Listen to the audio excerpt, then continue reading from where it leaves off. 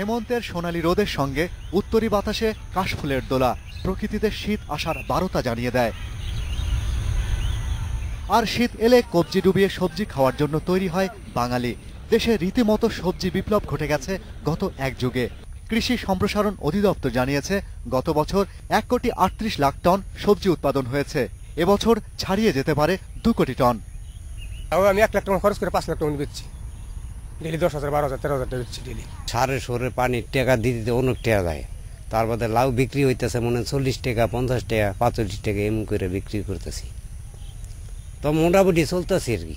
যদি একটা বৃষ্টি হয় তাহলে মনে করেন কফির দাম ভালো হইব, আর যদি বৃষ্টি না হয় তাহলে কফি বিকবো না। কৃষি অধিদপ্তর আরও বলছে, এখন দেশে 200 প্রজাতির সবজি চাষ হচ্ছে, যার 90% বীজ দেশেই উৎপাদিত হয়। এ সবজি রপ্তানি করে বিশ্বের 50টি দেশের বাজারও দখল করে বছরে আয় হচ্ছে প্রায় 650 কোটি টাকা। সবজি কেবল শীতে নয়, উৎপাদন হচ্ছে বছর জুড়ে।